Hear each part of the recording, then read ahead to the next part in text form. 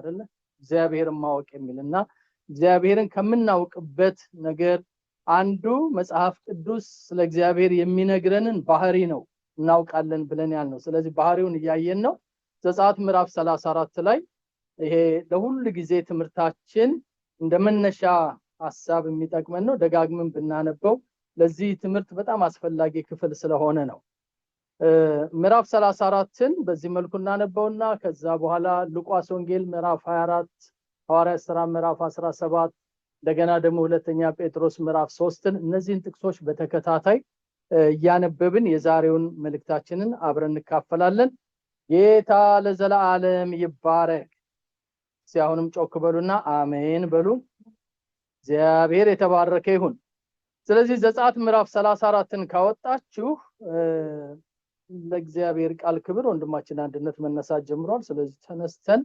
እናነባለን ይሄንን ፕሮግራም ያው ከልጆቻችን አገልጋዮች በስተቀር ሁላችንም በአንድ ጆሮ ብንሰማው አንድ ላይ ብንካፈለው ደስ ይለኛል እና ምናልባት እንደው በጣም የሚያስቸግር ነገር ከሌላችሁ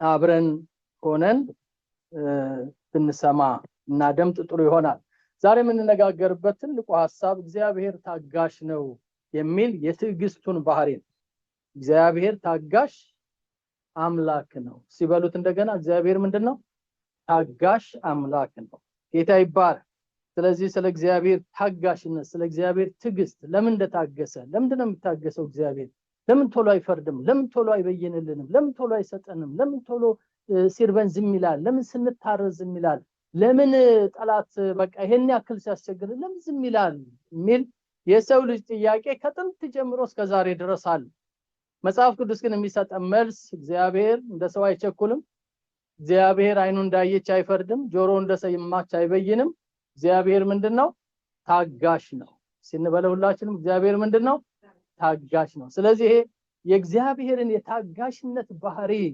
ስናውቅ ብዙ ነገሮች በህይወታችን ይሆናሉ እነሱን እንመለከታቸዋለን ስለዚህ የምንማረው ዛሬ ወይ ደግሞ የምንመለከተው እግዚአብሔር ታጋሽ ነው የሚለው ያንን ባህሪውን ይሆናል ዘጸአት ምዕራፍ 34 ስንት ሰው ነው ምዕራፍ 34 ከኔ ጋር ናችሁ ኦኬ ከአንድ እስከ 9 ያለውን ክፍል እናነባለን ብዙ ሰፊ ክፍል አይደለም እሱን እናነብና ከዛ ሉቃስ 24 ቶሎ እንሄዳለን ከዛ ሐዋርያት ሥራ ምዕራፍ 17 መጨረሻ ላይ ሁለተኛ ጴጥሮስ ምዕራፍ 3 ይሄን ሁሉ እንግዲህ ዛሬ ልናነብ ነው ኦኬ እንቀጥል ተሰበርካቸው በፊተኞቹ ጽላቶች የነበሩትን ቃሎች እጽፍባቸዋለሁ ነገም የተዘጋጀውን በማለዳም ወደ ሲና ተራራ ወጥተህ በዚያ በተራራው ራስ ላይ በፊቴ ቁም ካንተ ጋር ማንም ሰው አይውጣ በተራራውም ሁሉ ማንም አይታይ መንጎችና ከብቶችን በዚያ ተራራ ፊት አይሰማሩ ሙሴም እንደፊተኞቹ አድርጎ ሁለት የድንጋይ ጽላቶችን ጠረበ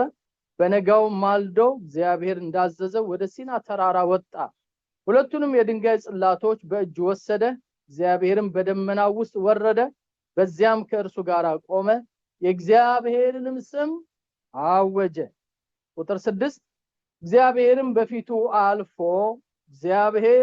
እግዚአብሔር መሐሪ ሞገስ ያለው ታጋሽም ባለብዙ ቸርነትና እውነት እስከ ሺህ ትውልድም ቸርነትን የሚጠብቅ አበሳና መተላለፍን ኃጢያትንም ይቅር የሚል በደለኛውን ከቶ የማያነጻ የአባቶችን ኃጢያት በልጆች እስከ 3 እና እስከ 4 ትውልድ በልጅ ልጆች የሚያመጣ አምላክ ነው ሲል አወጀ ሙሴም ፈጥኖ ወደ መሬት ተጎነበሰና ሰገደ አቤቱ በፊትም ሞገስ አግኝቼ እንደሆነ ያንገተ ደንዳና ህዝብ ነውና ጌታዬ በመካከላችን ይሄድ ጠማማነታችንና ኃጢያታችንን ይቅር በለን ለርስትህም ተቀበለን አለ ማን ሙሴ ምን አይቶ ትልቁን እግዚአብሔርን አይቶ አስፈሪው አስደንጋጩን ባለብዙ ክብር ሞገስ ያለውን አምላክ አይቶ ተደፋ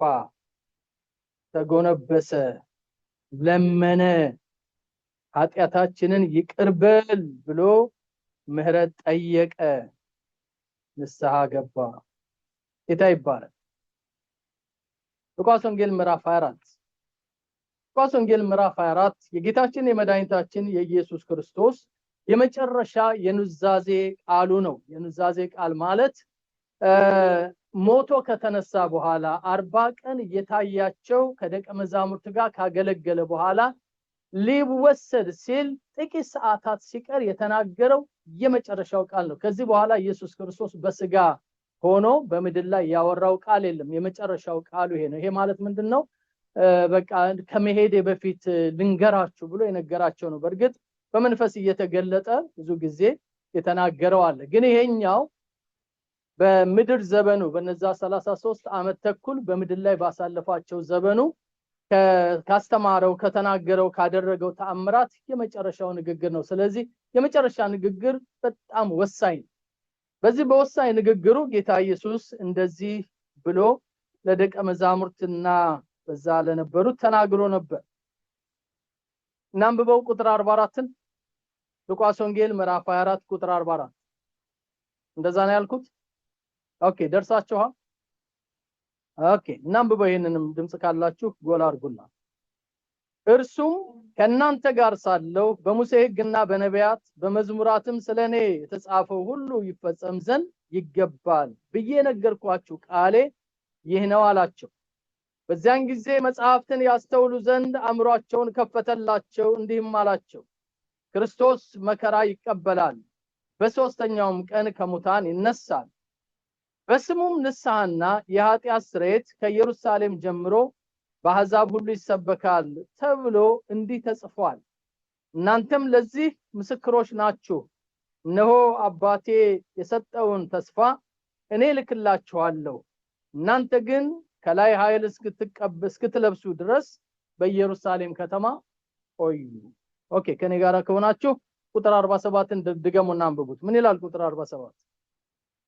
በስሙ ንስሐና የኃጢአት ስርየት ሲንድገመው በስሙ ንስሐና የኃጢአት ስርየት ለሶስተኛ ጊዜ እንድገመው።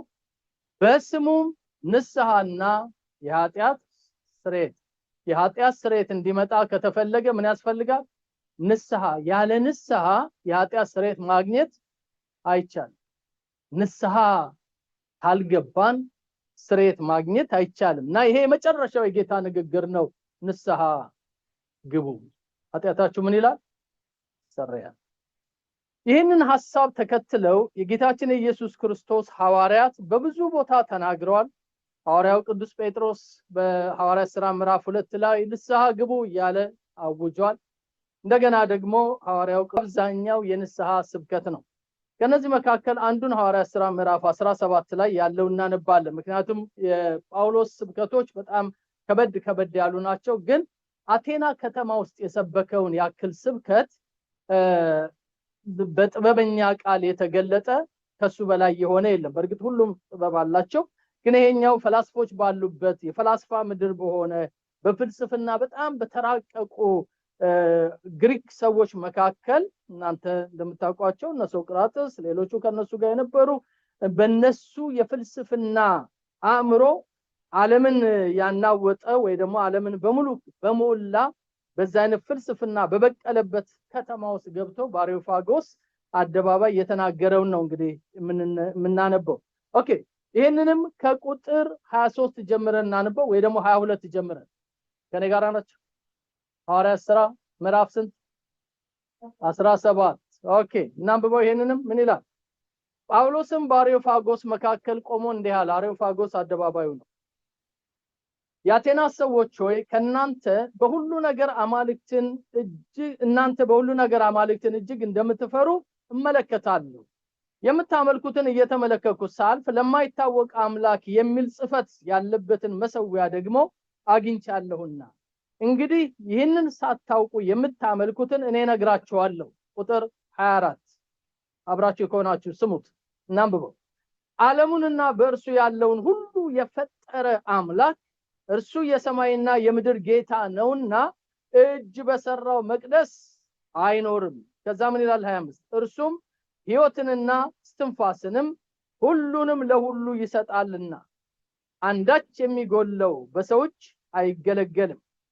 ቁጥር 26 ምናልባት እየመረመሩ ያገኙት እንደሆነ እግዚአብሔርን ይፈልጉ ዘንድ በምድር ሁሉ ላይ እንዲኖሩ የሰውን ወገኖች ሁሉ ከአንድ ፈጠረ።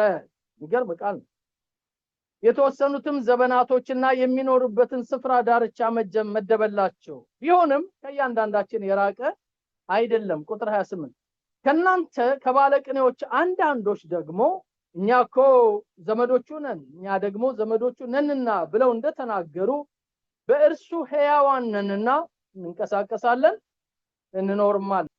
እንግዲህ የእግዚአብሔር ዘመዶች ከሆነን አምላክ በሰው ብልሃትና ሐሳብ የተቀረጸውን ወርቅ ወይንም ብር ወይንም ድንጋይ እንዲመስል እናስብ ዘንድ አይገባም። ቁጥር 30 እንግዲህ እግዚአብሔርን ያለማወቅ ወራት አልፎ አሁን በየቦታው ንስሐ ይገቡ ዘንድ ሰውን ሁሉ ያዛል፣ ቀን ቀጥሯልና በዚያ ቀን ባዘጋጀው ሰዎች በዓለሙ ላይ በጽድቅ ሊፈርድ አለው። ስለዚህም እርሱም ከሙታን በማስነሳቱ ሁሉን ምን ብሏል ይላል?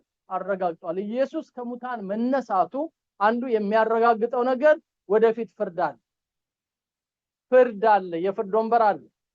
ያ ፍርድ ከመድረሱ በፊት ግን ማምለጫ የሆነች ስላች መንገድ አለች። ከዛ ከፍርድ የምታስመልጥ እሷ ምን ትባላለች? ሲድገማት አውቃችኋታል ሁላችሁ። ምን ትባላለች? ንስሐ። ይቺ ማምለጫ ናት።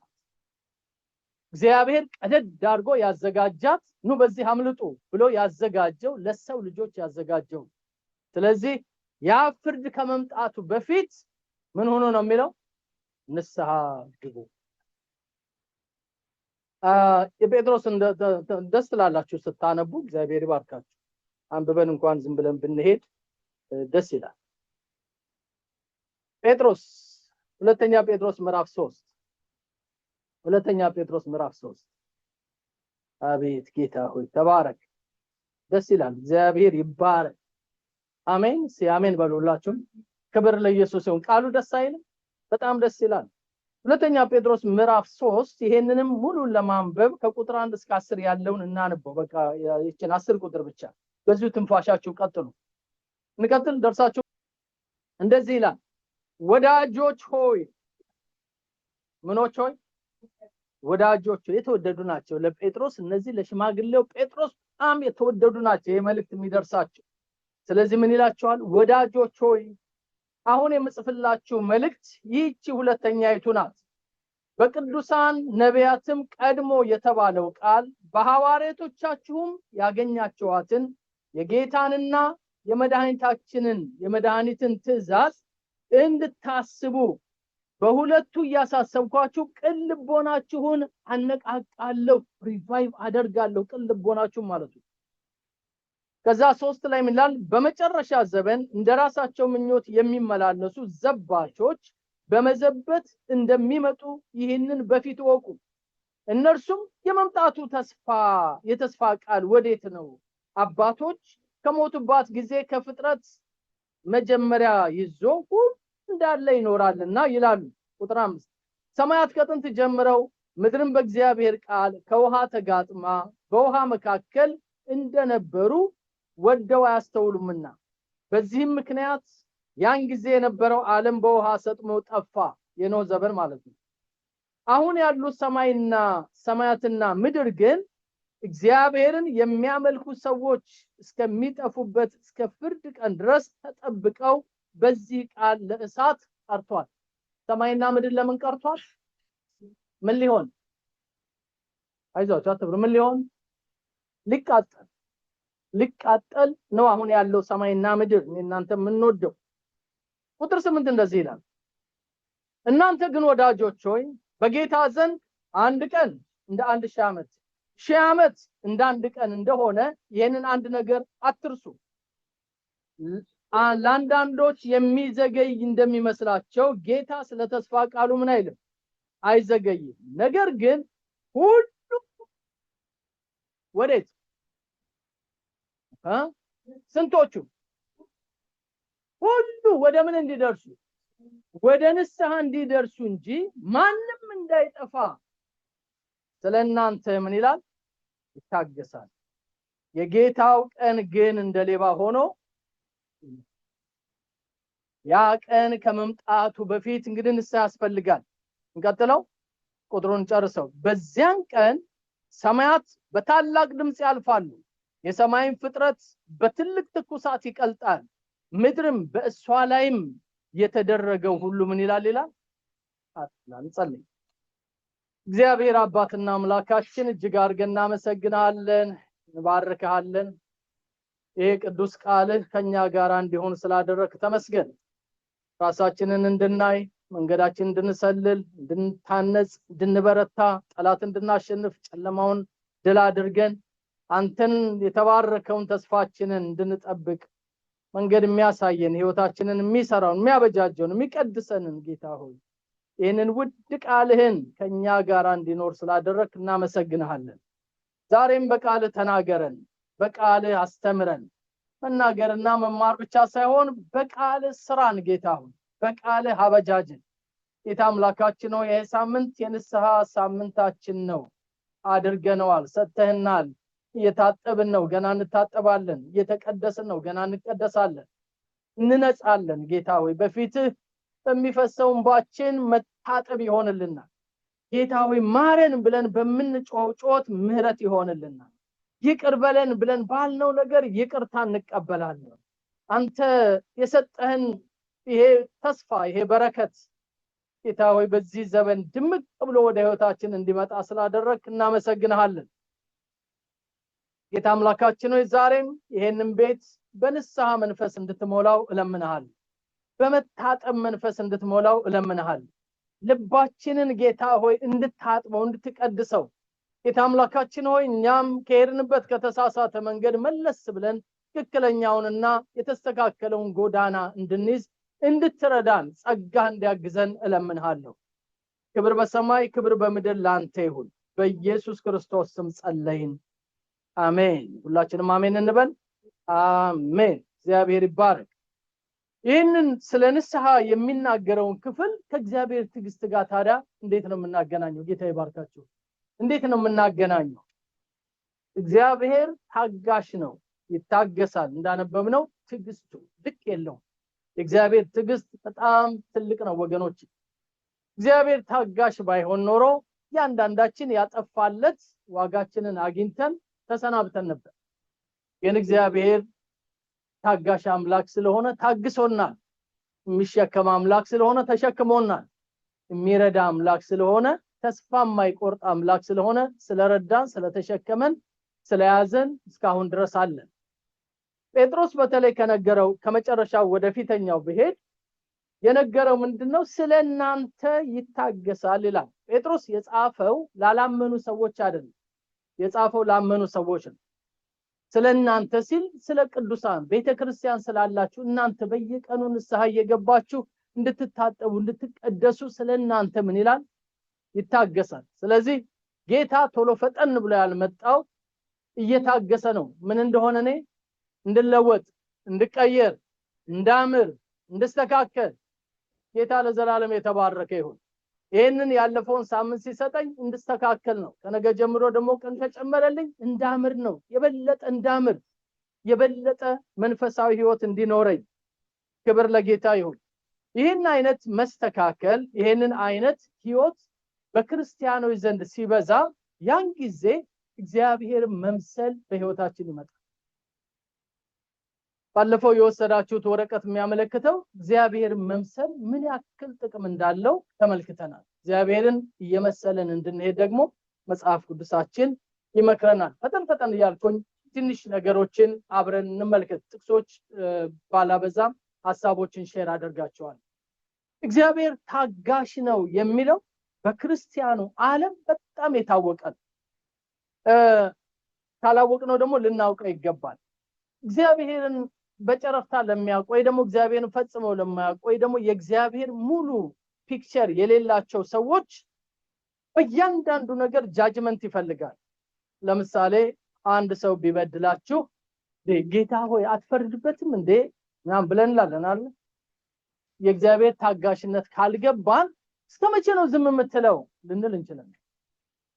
ይሄ ዓለማውያን ብቻ አይደለም ክርስቲያኖችንም ያጠቃናል።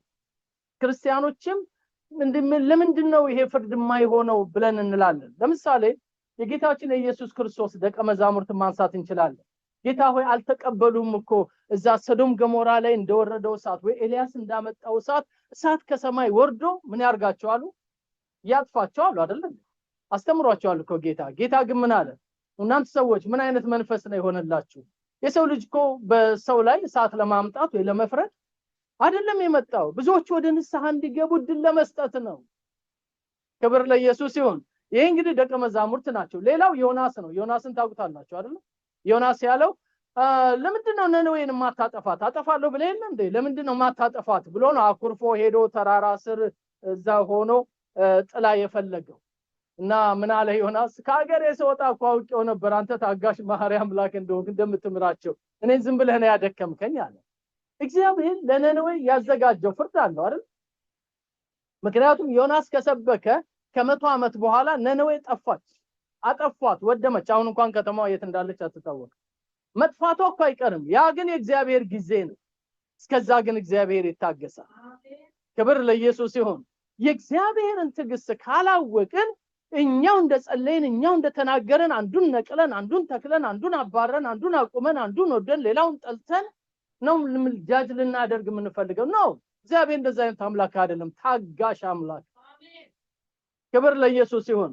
ለኔ የገባኝ ነገር ምንድነው? እግዚአብሔር ይሄን ያክል የሚታገሰው ኃጢአተኞችን ወንድ ለወንድ ሲያገባ ሴት ለሴት ሲያገባ ምድሪቱ በኃጢአት ስትጨማለቅ ይሄ ሁሉ በደል ሲደረግ ለምንድነው እግዚአብሔር የሚታገሰው? ተጠይቃላችሁ አይደል? እኔም ጠይቃለሁ። ለምንድነው ስል ማገኘው መልስ የመጀመሪያው የእግዚአብሔር ባህሪ ማወቅ ያለብኝ አምላኬ ታጋሽ አምላክ አንዱ ይሄ። ሁለተኛው ደግሞ መፍረዱ አይቀርም። ሲውላችሁ መፍረዱ አይቀርም በሉ። ፍርድ መምጣቱ አይቀርም። በእርግጥ የሚያስፈራው ፍርዱ የሚጀምረው ከእግዚአብሔር ቤት መሆኑ ነው። ፍርዱ ከባፈሎ አማኑኤል ቤተክርስቲያን መጀመሩ ነው የሚያስፈራው። ከዚህ ቤት ነው የሚጀምረው ፍርዱ እንጂ እዛ ውጭ አይደለም። ምክንያቱም መጽሐፍ ቅዱስ ፍርድ ከየት ይጀምራል ነው የሚለው? ከእግዚአብሔር ቤት ይጀምራል ይላል። መፍረዱ ስለማይቀር የሚፈርደው ፍርድ ደግሞ ሪቨርስ የሚደረግ ስላልሆነ በቃ አንድ ጊዜ ዘጋ ስለሆነ እስከዛ ይታገሳል እግዚአብሔር። አገኛችሁ ሐሳቤ? ይግባኝ የማይጠየቅበት ፍርድ ነው የሚፈርደው።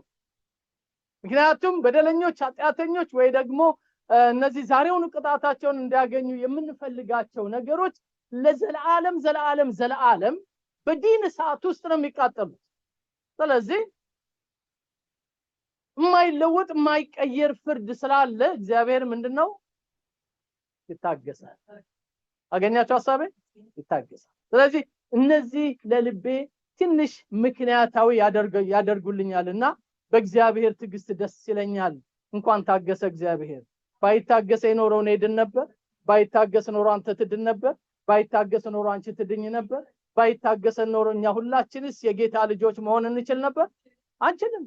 እግዚአብሔር ታገሰ። ለዚህ ነው ጴጥሮስ የሚነግረን እሱ ታጋሽ ነው። ምናልባት እናንተ ጋር 1000 ዓመት ሆኖ በስቶባችሁ ሊሆን ይችላል፣ እሱ ዘንድ ግን አንድ ቀን ናት። ጌታ ይባረክ። የታገሰው ለምንድነው? ሰዎች ወደ ንስሐ እንዲመጡ ነው። ስለዚህ ንስሐ የሚባለው አጀንዳ እስካለ ድረስ እግዚአብሔር መታገስ አለበት። አምላካችን ታጋሽ አምላክ ነው። ክብር ለሱ ይሁንልን። አሜን። ክብር ለጌታ ይሁን። እና ይሄን ትዕግስቱን ስናስብ የሚሰማን ደስታ ይኖራል በውስጣችን። የመጀመሪያው ብዙ ወገኖችን ኤክስፔክት እናደርጋለን። ሌሎችም በጥፋት ያሉ ይመጣሉ፣ እግዚአብሔር ያመጣቸዋል ብለን እንድንበረታ ያደርገናል። እስቲ አሜን በሉላችሁ። አሜን ይምጡ። ጌታ ይባረክ። ጥፋት ላይ ያሉ ጨለማ ውስጥ ያሉ ከታጋሹ ከእግዚአብሔር የተነሳ አንድ ቀን ወደ ህይወት ያመጣቸዋል ብለን እናስባለን። ሁለተኛው ለኛ የምንደሰተው ጌታ ታጋሽ ባይሆን ኖሮ ምን ይውጠን? ስለዚህ ተመስገን ጌታ ሆይ እንኳን ታገስከኝ፣ ሳጠፋ እንኳን ታገስከኝ፣ ቀድመህ እንኳን ከዚህ ምድር አላስወገድከኝ፣ እንኳን እድል ሰጠኸኝ እንላለን ማለት ነው። ይሄንን ክፍል እናንበው። ይሄኛው አንብበናል። ዘጸአት ምዕራፍ 34 ላይ ያለውን በደመና ወረደና ምን አለ? በቀይ የተጻፈውን ብቻ ካያችሁት እግዚአብሔር ሩህሩህና ቸር አምላክ፣ እግዚአብሔር ለቁጣ የዘገየ ለቁጣ ምን የሆነ የዘገየ ፍቅሩና ታማኝነቱስ ምን የሆነ የበዛ ፍቅርን ለሺዎች የሚጠብቅ ክፋትና መጻንም ይቅር የሚል ነው ይልና የሚቀጥለውን አንብቡት በደለኛውን ግን ሳይቀጣ ዝም ብሎ እግዚአብሔር ጻድቅ ፈራጅ ምን ያገናኘዋል እግዚአብሔር ታጋሽ ማሪ ነው ካለ በኋላ ግን ደግሞ ምን ይላል ቀጣተኛ አምላክ ስለዚህ ያ ቅጣት ከመድረሱ በፊት ሰዎች ንስሐ እንዲገቡ አዟል ያ ንስሐ ነው እኛን ሊያስመልጠን የሚችለው በእግዚአብሔር ፍርድና አሁን ባለን ቀን መካከል ያለን ብቸኛ ማምለጫ መድኃኒት ንስሐ መግባታችን ንስሐ የማትገባ ነፍስ ትጠፋለች ንስሐ የሚገባ ሰው የእግዚአብሔርን ትዕግስት ያፈራበታል ፍሬ እንዲያፈራ ያደርጋል ኦኬ ዮናስ የተናገረውን እዚህ ላይ ልናመጣው እንችላለን ዮናስ ግን ፈጽሞ አልተደሰተም ይላል እግዚአብሔር ነነዌን ስለማረ አልተደሰተም ስለዚህ ተቆጣ ወደ እግዚአብሔርም እንዲህ ብሎ ጸለየ አሁን ይሄ ጸሎት ይባላል በቁጣ ጸሎት አገኛችሁ ሐሳብ እየተቆጣ ኮናል ግን ጸለየ ነው የሚለው እየተቆጣ እና ምን ማለት ነው እግዚአብሔር ለምን ካገር ያንከራተተኛል ይሄን ማድረግ ከፈለገ ዝም ብሎ አያደርግም ሊምራቸው ከፈለገ አይምራቸውም እያለ ሊሆን ይችላል የጸለየው ግን እንደዚህ ያለ እግዚአብሔር ሆይ በአገሬ ሳለሁ የተናገርኩት ሲህስ አልነበረምን ፈጥኜ ወደ ተርሴስ ለመኮብለል የተነሳሁት ለዚሁ ነበር አያችሁ ራሱን ጀስቲፋይ ሊያደርግ ይፈልጋል ትክክል ነኝ እኮ መኮብለሌ መሸሸት ትክክል ነኝ ማፈንገጤ ትክክል ነኝ ለማለት ነው የፈለገው ለምን ሲባል የእግዚአብሔርን ባህሪ ሚስ አንደርስቱድ ያደረገበትን አንተ ቸርና ሩሩ ለቁጣ ምን ይሆንከን ይቺ ትክክል ናት አይደል ይቺ ሐሳብ ትክክል ናት ግን እግዚአብሔር ትግስተኛ አምላክ ነው ማለት መሸሽን ያመጣልን አያመጣም ያ ነው wrong implication right understand ብዙ ጊዜ ክርስቲያኖች የሚያጋጥመን ቻሌንጅ ይሄ ነው we know እግዚአብሔርን ቃል ማንበብ ትክክል ነው ግን I don't have time right understanding ግን wrong action ወገኖች ጋር ህብረት ማድረግ እኮ ትክክል ነው አንተ ያንን ህብረት ትፈልጋለህ ግን I don't have time መጸለይ መጾም እኮ ትክክል ነው ግን ያለበትን ሁኔታ ታውቃለህ ይሄ ለእግዚአብሔር ወገኖች የሚገባ መልስ አለ እግዚአብሔርን እንዲህ ነው ብለን ካልን እንደዛ እንዳለን ለማድረግ ነው ካልቻልን እባክህ ጸጋህን ስጠኝ አቅም ጨምርልኝ ያልከኝን እንዳደርግ እርዳኝ ልንል ያስፈልጋል እና ዮናስ አቃለሁ አንተ ምህረት ብዙ ነው ትምራለህ ታጋሽ ነህ ትታገሳለህ ለነነዌም እንደምትታገሳት አቃለሁ ግን እኔን ያደከምከኝ በከንቱ ነው ስለዚህ ካንተ ጋራ መቀጠል አልፈልግም ዮናስ ነው ያለው እኔ እፈልጋለሁ ዮናስ ግን አልፈልግም እንደውም ምንድነው የሚለው ኦኬ እንቀጥለው ምህረት የበዛ ጥፋትንም ከማምጣት የምትመለስ እንደሆንክ ምን እላለሁ አለ አውቃለሁ በእውቀት ደረጃ ይሄ እውቀት አለኝ አሁንም እግዚአብሔር ሆይ ነፍሴን ምን በላል ውሰድ ከመኖር ምን ይሻለኛል ሞት ይሻለኛል እንደውም ምን አለ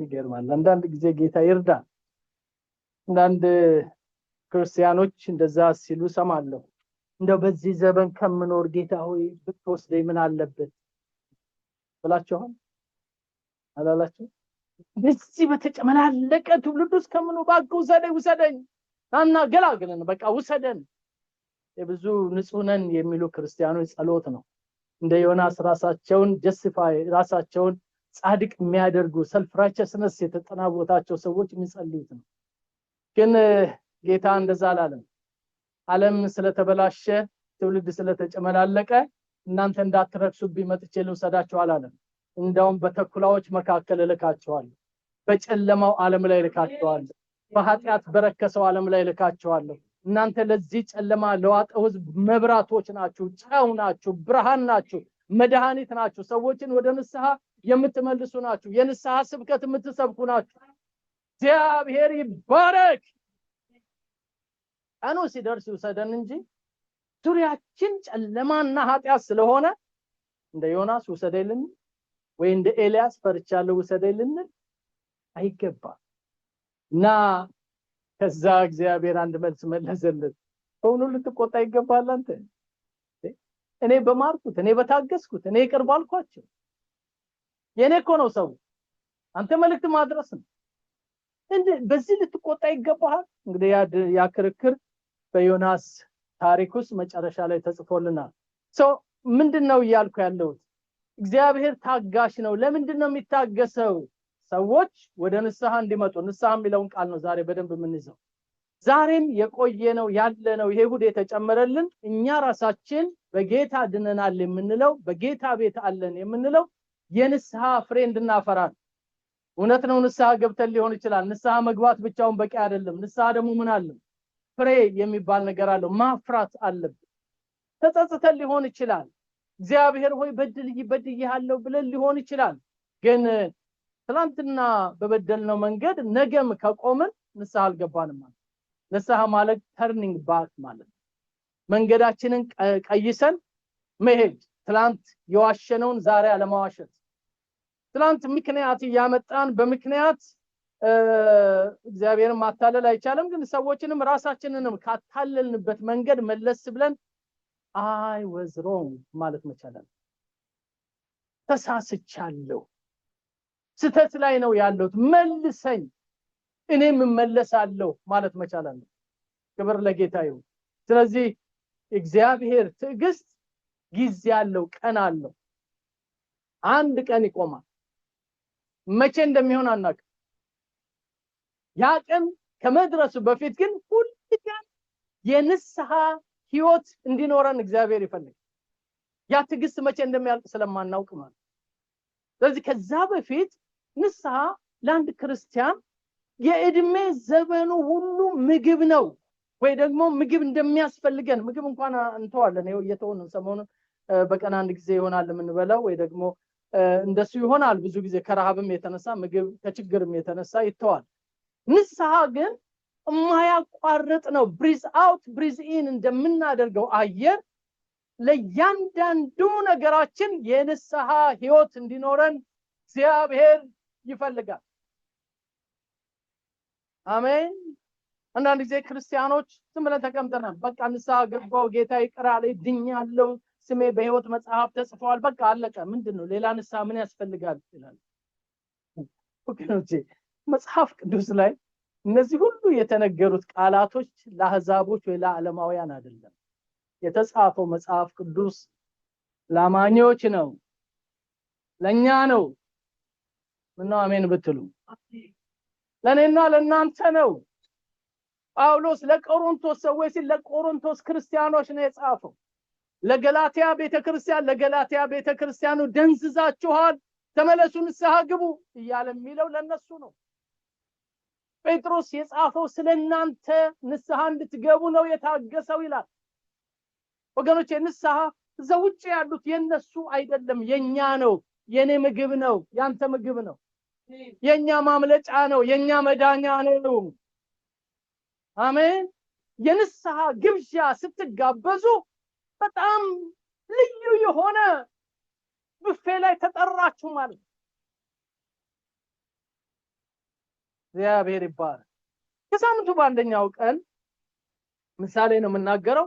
ወንድሜ አንድነት ጠርቶኝ እባክህ ፓስተር እንደው ዛሬ ናሲ እንጸልይ፣ እንደው ስለ ህዝባችን ንስሐ እንግባ፣ ስለ ራሳችንም ንስሐ እንግባ ብሎ ከጠራኝ ፕሮግራም ቢኖረኝ በእውነት ልንገራችሁ የሚበልጥብኝ መጥቼ ለንስሐ ከተንበረከከ ወንድሜ ጋር መንበርከኬ ነው። ከኔ ጋር ሆናችሁ ማምለጫዬን ነው እየነገረኛል። መዳኛዬን ነው እያሳየኛል። ከአምላኬ ጋር መታረቂያዬን ነው እያሳየኛል። ክብር ለኢየሱስ ይሁን፣ ክብር ለኢየሱስ ይሁን። ለምስራችሁ እንጠበቅ አድርጌ የምናገረው የመጥምቁ ዮሐንስ ስብከት፣ የጌታ ኢየሱስ ክርስቶስ ስብከት፣ የሐዋርያት ስብከት፣ የመጽሐፍ ቅዱስ መልእክት ንስሐ ስለሆነ ነው። መመለስ ነው። ያልተመለሰ አይደለም። ምናልባት እኔ ስሞት መቃብሬ ላይ ልጽፉት ትችላላችሁ። ይሄ እንደዚህ የሆነ ፋሲል ከዚህ አመት ጀምሮ እዚህ አገለገለ፣ እዚህ ቦታ በቤተክርስቲያን አደራጀ፣ እዛ ጋር ወንጌል ሰበከ፣ እዛ ጋር ይህን ስብከት ሰበከ፣ ይሄው ዘመኑን ሁሉ ጌታን አገልግሎ በክብር ወደ አባቱ ሄደ ያላችሁ አሜን ሃሌሉያ ያላችሁ ትሸኙ ትችላላችሁ። ግን ዛም የሚጠብቀኝ ታሪክ ሌላ ነው። ማንኛችሁም አታውቁ። ንስሐ የገባች የተዘጋጀች ነፍስ ካለችኝ እናንተ መቃብሬ ላይ ባጽፉም ጌታዬን አገኘዋል። ከኔ ጋር ናችሁ? ንስሐ ያልገባ ህይወት ካለ ግን እናንተ የፈለገውን በወርቅ ቀለም ብጽፉ እዛ ጋር ሲሄድ ከጌታዬ ጋር መገናኘት አልችልም። የደጋፊም ያዋቂም የተዋቂም ጉዳይ አይደለም። ይሄ የግላችን የመመለስ ጉዳይ። ለዚህ ነው ጌታ የሚዘገየው። ሁሉ ቀን ንስሐ የገባን እንድንኖር ወዶ ታገሰ። የንስሐ ህይወት ይኖረን። በጌታችን በኢየሱስ ክርስቶስ የመጨረሻ ስብከት ሉቃስ ያነበብነው ይሄንን ነው። መጽሐፍትን እንዳውቁ አእምሯቸውን ከፈተላቸው ይልና በዓለም ዙሪያ ሁሉ በህዝብ ላይ ሁሉ የንስሐ ስብከት እየተሰበከ ሰዎች ከኃጢአት እንዲድኑ ይሄንን ነው ያዘዛቸው። ጥቂት ሐሳቦችን እንካፈል። መዘግየት ጥሩ ነው። ጌታ እንኳን ዘገየ፣ ግን ሁሉ ጊዜ እንደዘገየ ይኖራል ማለት አይደለም። እግዚአብሔር ማንም እንዳይጠፋ ይፈልጋል። ግን አንድ ቀን ደግሞ ለማጥፋት መነሳቱ አይቀርም። ወየው የዛ ቀን፣ አስፈሪ ቀን፣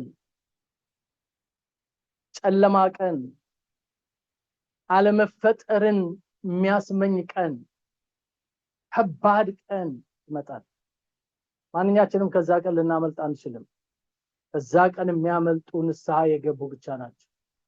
እየሰማችሁ ነው? እንጂ ያ ቀን ከባድ፣ ማንም በፊቱ ሊቆም አይችልም። ሐዋርያው ጳውሎስ ለጢሞቴዎስ እንደዚህ ይለዋል፣ እንድናነብ እፈልጋለሁ። ይሄን እናንብበው። ክርስቶስ ኢየሱስ ኃጢአተኞችን ለማዳን ወደ ዓለም መጣ። ይሄ የታወቀ ነው አይደል? የሚለው ቃል እውነተኛና ሰው ሁሉ ሊቀበለው የሚገባ ነው ካለ በኋላ ምን ይላል? ከኃጢአተኞችም ዋና እኔ ነኝ። ነገር ግን ክርስቶስ ኢየሱስ በእርሱ ለሚያምኑና የዘላለምን ሕይወትን ለሚቀበሉ ወሰን የሌለውን ትዕግስቱን ከኃጢአተኞች ዋና በሆንኩት በእኔ ላይ እንደ ምሳሌ አድርጎ ያሳይ ዘንድ ምሕረትን አገኘ። ያ ትዕግስቱ ባይኖር ኖሮ ጳውሎስ መዳን አይችልም ነበር። ስለዚህ እግዚአብሔር ታገሰ ማለት አይምርም ምንድነው ፍርድ ቶሎ አይመጣም ማለት አይደለም። በዛች በትዕግስቱ ጊዜያት ውስጥ ግን የንስሐ ፍሬ እንድናፈራ ይፈልጋል። እንግዲህ ዘላለማዊ ለሆነው ለማይሞተው ለማይታየውና ብቻውን አምላክ ለሆነው ንጉስ ከዘላለም እስከ ዘላለም ክብርና ምስጋና ይሁን። በሌላ አባባል ጳውሎስ ከእግዚአብሔር ትዕግስት ያተረፈው ትልቅ ነገር አለ። ከእግዚአብሔር ትዕግስት ድኗል፣ መዳን ችሏል፣ አመልጧል፣ ማምለጥ ችሏል። ጌታ ለዘላለም የተባረከ ይሁን። ስለዚህ ንስሐ ማለት ምን ማለት ነው ብለናል? ወደ ትክክለኛው አቅጣጫ እንድንመለስ ያደርገናል። እግዚአብሔር ሁላችንንም ለንስሐ ጠርቶናል። ሁላችንም የንስሐ ህይወት እንዲኖረን ያስፈልጋል። ይሄን ክፍል ታውቁታላችሁ። ህዝቤ በፊቴ ሰውነታቸውን አዋርደው ቢጸልዩ አይደለም ይላል፣ እኔም በሰማይ ሆኜ ሰማቸዋለሁ፣ ምድራቸውንም እምርላቸዋለሁ ይላል። ስለዚህ እግዚአብሔር ተዋርደን እንድንጸልይ፣ ራሳችንን አዋርደን እንድንጸልይ ይፈልጋል። ጌታ ለዘላለም የተባረከ ይሁን። መደምደሚያችንም የሆነ ይሄን የንስሐና የመመለስ መንፈስ ይኖረን። አጠገባችሁ ላሉ ለራሳችሁም ንገሩት፣ የመመለስ የንስሐ ህይወት ይብዛልኝ ብለን እንነጋገር። አሜን። ይብዛልኝ። ብዙዎቻችን ይሄን አናውቅም ማለት አይደለም፣ ግን ህይወቱ ካልበዛ ቋንቋ ብቻ ነው የሚሆነው፣ ንግግር ብቻ ነው የሚሆነው። ጀኒውሊ በእውነተኛ መንገድ ትክክለኛ በሆነ መንገድ ልንመለስ ያስፈልገናል። ወደ ጌታ መመለስ ያስፈልገናል። እዚህ ጥቂት ሐሳቦችን ልጨምር።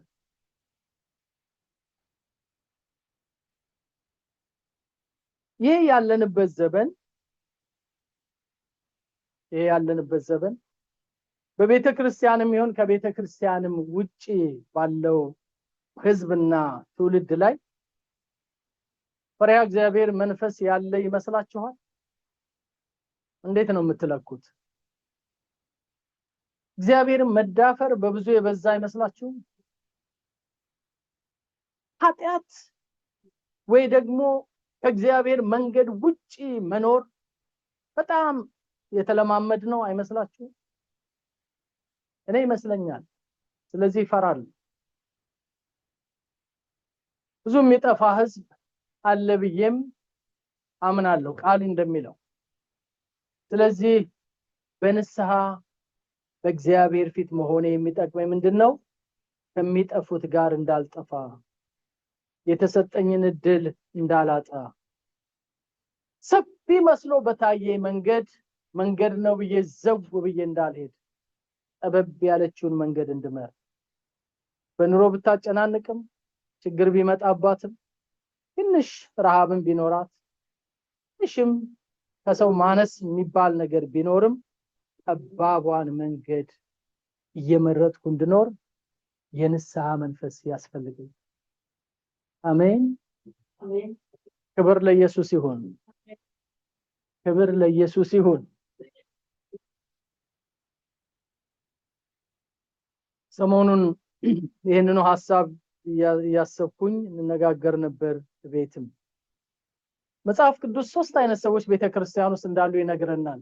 ይሄ ትንሽ ቦነስ ነው የምተውላችሁ። ሶስት አይነት ሰዎች፣ ፍጥረታውያን ሰዎች አሉ፣ ስጋውያን ሰዎች አሉ፣ መንፈሳውያን ሰዎች አሉ። ጳውሎስ ቆሮንቶስ ላይ ይሄን ይነግረናል። እነዚህ ፍጥረታውያን ሰዎች ውጭ አይደለም ያሉት። የት ነው ያሉት?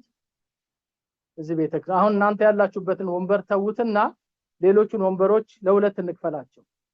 ባዶ በሆኑት ወንበሮች ላይ ያሉት ሰዎች ፍጥረታውያንና ስጋውያን ናቸው ብላችሁ አስቡ። ከኔ ጋር ናችሁ? ስለዚህ ሁላችንም ሞልተናል አዳራሹን ማለት ነው። ጥቂት መንፈሳውያን፣ ብዙ ወንበር ደግሞ ስጋውያንና ፍጥረታውያን። እነዚህ ስጋውያን ሰዎች ለምን መጡ ቤተክርስቲያን? ምን ያደርጋሉ? ፍጥረታውያን ሰዎች ምን ያደርጋሉ ቤተክርስቲያን ካላችሁ፣ እግዚአብሔር የሆነ ነገር ይፈልጋሉ። ምግብ ይፈልጋሉ፣ ደሞዝ መጨመር ይፈልጋሉ፣ ፕሮቴክሽን ይፈልጋሉ። ብቻ እግዚአብሔር መልካም ስለሆነ ከመልካሙ ስጦታ ለመቀበል ይመጣሉ ቤተክርስቲያን እና የዚህ ባዶውን ወንበር ግማሽ ይዘውታል።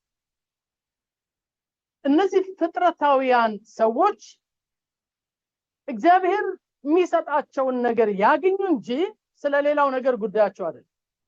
ነገ ስለሚሆነው ወደፊት ስለሚመጣው ቁጣ፣ ስለ እግዚአብሔር ፍርድ፣ ለእያንዳንዱ እንደሰራው ስለሚከፍል ምንም እንደውም በጣም እንትላሉ። ኧረ እባክህ ኑሮ እዚሁ ምድር ነው፣ እግዚአብሔር ከረዳኝ እዚሁ ይርዳኝ የሚሉ ናቸው ማለት ነው። የእግዚአብሔርን ነገር የሚፈልጉት ለምድራዊ ነገር ብቻ ነው። እነዚህ ፍጥረታውያን ሰዎች ናቸው። ጳውሎስ በሌላ ቦታ በአንደኛ ቆሮንቶስ ምዕራፍ 15 ላይ ሲናገር ይሄን የተናገረው ከትንሣኤ ጋር በተገናኘ ነው። ኢየሱስ ክርስቶስን ለምድራዊ ነገር ብቻ ተስፋ ካደረግነው እኛ ከሰው ይልቅ ምስኪኖች ነን ይላል። አይደለም? ከሰው ይልቅ በጣም ጎስቋሎች ነን፣ ለምድር ነገር ብቻ ኢየሱስ አይፈለግም ብሎ ነው የሚናገረው። እነዚህ ፍጥረታውያን ሰዎች ይባላል። ሁለተኛው ይሄን ባዶ ወንበራችንን በግማሽ የያዙት ደግሞ ስጋውያን ሰዎች ናቸው ብለን እናስብ በአእምሯችን። እነዚህ ስጋውያን ሰዎች ከፍጥረታዊ ሰው ተለይተዋል፣ ግን የስጋ ሐሳብ ምኞት አንቆ ይዟቸዋል። ስለዚህ በሰማይም የሆነ ነገር ይፈልጋል፣ ምድርም ላይ ደግሞ የሆነ ነገር ይፈልጋል። ስለዚህ በሁለት ነገር እየተጎተቱ ነው ያሉት። ኦኬ፣ ወደ ቤተክርስቲያን መጡት። እግዚአብሔር እኮ በሰማይም ይባርካል፣ በምድርም ይባርካል፣ እዛም ያለውን ያዘጋጅልኛል፣ እዚህም ያለውን ይሰጠኛል ይላል። አጣብቂኙ መንገድ ምንድነው? የምድሩን ነገር ካላገኙ የሰማዩ ነገር ላይ ሙሉ በሙሉ ዲፔንድ መሆን አይችሉም። ስለዚህ ህይወታቸው ሁሉ ጊዜ ማጉረምረም። እግዚአብሔር ሆይ ለምንድነው እሱም ባርከ እኔንም ማትባርከኝ? እከሊትን ቀብተ ለምንድነው እኔንም ማቀባኝ? እነከሌን ባርከ ለምንድነው እኔንም ማትባርከኝ? የሚል ማጉረምረም ስጋዊ የሆነ ሐሳብ ካርናል ማይንድድ ናቸው እነዚህ ሰዎች። ስለዚህ እግዚአብሔርን የእግዚአብሔርነት የሚያውቁት ኑሯቸው ላይ በሚመጣ ተጨማሪ ነገር አገኛቸው ሐሳብ። እነዚህ ሁለተኛዎቹ። ሶስተኛዎቹ መንፈሳዊው ዓለም ላይ ነው አይናቸው፣ በምድር ስላለው ነገር አይደለም። እንደውም በሌላ መመዘኛ ምድር ያለው ነገር ሁሉ የጣሉ ጌታን ለመከተልና ለማስደሰት የተዘጋጁ ናቸው። እዛ ደረጃ ላይ ያላችሁ ደግሞ እዚህ ያላችሁትን ብለን እናስብ። ዓለምን የካዱ፣ በምድር ያለውን የካዱ፣ ከኃጢአቱ ዓለም የሚገኘውን ትርፍ የናቁ እግዚአብሔር ለዘላለም ይባረክ። በማጭበርበር በጉቦ በትምክህት እዛ ሰፈር የማይገኝ ምናልባትም ቅድም እንዳልነው በተለያየ አጣብቂ መንገድ ውስጥ ቢያልፉ ጌታ ሆይ ማረኝ ማረኝ፣ ጌታ ሆይ ይቅር በለኝ፣ ከብዙ ንግግር መካከል ኃጢአት ሳይገኝብኝ አይቀርምና እባክህ አንደበቴን ቀድስ፣ ልቤን አንጻ ብለው የሚማጸኑ ናቸው። ምክንያቱም ለነዚህ መንፈሳውያን ሰዎች ቫልዩ ያለው ሄቨን ነው፣ ሰማይ ነው። ልባቸው መዝገባቸው ያለበት ቦታ ነው። እዚህ ምድር ላይ ያለው ነገር አይናፍቃቸውም፣ አያጓጓቸውም፣ አያምራቸውም። እግዚአብሔር ኑሩ ባላቸው በእግዚአብሔር ሐሳብ ይኖራሉ፣ እግዚአብሔር ባዘጋጀላቸው በረከት ይኖራሉ። ስለዚህ ዝማሬ ያላቸው ነው።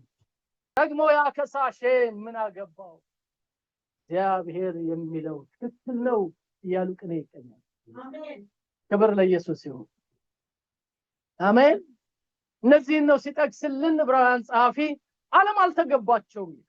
ደግሞ አንዳንዶቹ ሌጦ ለብሰው የቁርበት ልብስ ለብሰው አንበጣ ማር በልተው ነው የኖሩት። ምክንያቱም ይህ ዓለም ለነሱ የተገባ አልነበረም፣ አገራቸው በሰማይ ነው። አሜን። ሲያሜን በሉ ቅዱሳን። ክብር ለኢየሱስ ይሁን። ከዛ ያለውን መድኃኒት ነው የሚጠብቁት፣ ከሰማይ የሚመጣውን ተስፋ ነው የሚጠብቁት። ልክ ጴጥሮስ እንደተናገረው የዚህ ምድር ነገር አላፊ ጠፊ ነው፣ የሚቃጠል ነው፣ የሚነድ ነው፣ የሚያልቅ ነው፣ በታላቅ ትኩሳት የሚጠናቀቅ ነው። ከላይ የሚመጣውን መድኃኒት ግን ይጠብቃል። ሰው እዛ ለመግባት ንስሐ ያስፈልጋል። ክብር ለኢየሱስ ይሁን። ሲበረም አሜን በሉ። እኔ ልባርካችሁ እናንተም ባርኩኝ። እግዚአብሔር የንስሐ ህይወት ይስጣችሁ። ክብር ለኢየሱስ ይሁን። የመመለስ ህይወት፣ የመታረቅ ህይወት፣ እግዚአብሔር ጋር ከመንፈሱ ጋር ከሐሳቡ ጋር የመስማማት ህይወት እግዚአብሔር ያብዛልን። ትጥቃችንን ያላሉ በጣም የተበላሹ ትምህርቶች፣ ስብከቶች እየሰማን ያለንበት ነው። ይብን ዝማሬው ጭምር ምረጡ፣ እንምረጥ። ተሰበረም ተጣሰም ተዘለለም ተባረክንም የሆነ ገደብ አለው።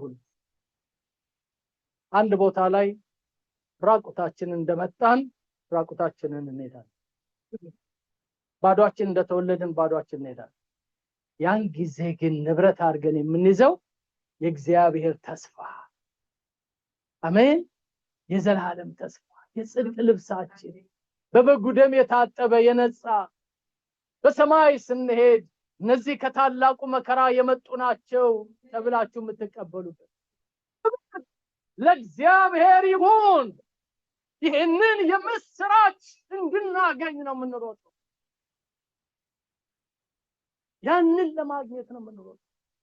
ዕብራውያን ምዕራፍ 12 የማይናወጠውን መንግስት ስለሚወርሱ ሰዎች ሲናገር ቀደም ብሎ እንደዚህ ይላል። መራራ ስር በቅሎ ንስሐ ያልተገባበት ህይወት ኖሮ ሌላውን ነገራችሁን አንቆ ከመያዙ በፊት እባካችሁ ተጠንቀቁ ይለናል። እኔ ተጠንቀቅላችኋለሁ አይደለም ያለው፣ ራሳችሁ ለራሳችሁ ምን በሉ ተጠንቀቁ። በታሪክ መካከል አንድ ኤሳው የሚባል ሰው ነበር ብሎ ነው ዕብራውያን የሚጠቅሰው። ኤሳው ብኩርናውን ለምስር ወጥ ለወጠው። ነገር ግን በኋላ ባነነ፣ ወንድሙ እንዳታለለው ገባው። ያ ብኩርና ትልቅ ቫልዩ እንዳለው ተረዳ። በኋላ በእንባ ተጋ ለመነ። ግን የንስሐ ስፍራ ነው የሚለው ቃሉ፣ የንስሐ ስፍራ አላገኘም። አሁን እኮ እናንተ የንስሐ ስፍራ አግኝታችኋል። አሜን። እነዚህ የጸሎት ቀናቶች የንስሐ ስፍራ ይባላል። ክብር ለኢየሱስ ይሁን። እንንበርከክ፣ እንጹም፣ እንጸልይ ስንል እኛ የንስሐ ስፍራ አግኝተናል። ኤሳው ግን አላገኘም። የንስሐ ስፍራ አላገኘም። ምንም ተግቶ ቢለምን አለፈ ያ ነገር። ወንድማችን ፓስተር ጻድቁ ሰሞኑን መጽሐፍ እንደጻፈ ነግሮኛል። ወደዚህም ይመጣል ብለን እናስባለንና ስለ ኤዶምያስ ኃጢአት ነው የሚናገረው። ኤዶም የኤሳው ዘር ነው። ዛሬ በዓለም የስነ ህዝብ ታሪክ ውስጥ ኤዶማውያኖችን ብትፈልጓቸው አታገኟቸውም፣ የኤሳው ዘሮች ስለሆኑ። ምክንያቱም አንድ ጊዜ ከእጁ ብኩርና ወጣ፣ ዘሩ ከምድር ላይ አለቀ።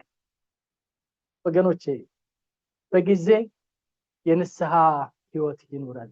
አሜን አሜን። ተነስተን እንጸልይ። ሃሌሉያ ሃሌሉያ። ልጋብዛችሁ ቅዱሳን የእግዚአብሔር ልጆች